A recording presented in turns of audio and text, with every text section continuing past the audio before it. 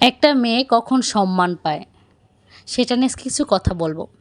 Hello everyone, আসসালামু আলাইকুম, শুভ সকাল।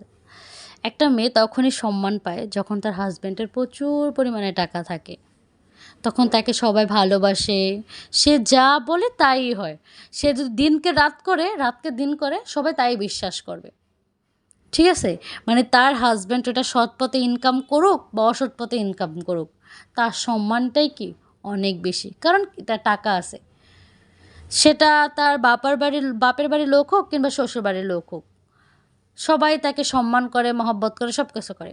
ঠিক সেমভাবেই একটা মেয়ের মনে করেন যে তার হাজব্যান্ডের টাকা পয়সা কম, সে খুব কষ্টে টাকা পয়সা ইনকাম করতেছে, সৎ পথে ইনকাম করতেছে। ঠিক সেম পরিবারই ওই মেয়েটা কি অসম্মানিত হয়, চাকরের মতো ওই মেয়েটার সাথে ব্যবহার করা হয়। কারণ কি?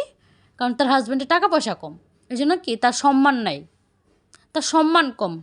মানে এই দুনিয়া টাকা পয়সার উপরে সব কিছু ডিপেন্ড করে। যে কথায় আছে না, দুনিয়া চলতে গেলে টাকা পয়সা আর পরকালের জন্য হইছে আমল, এই দুইটা জিনিস আসলেই দরকার।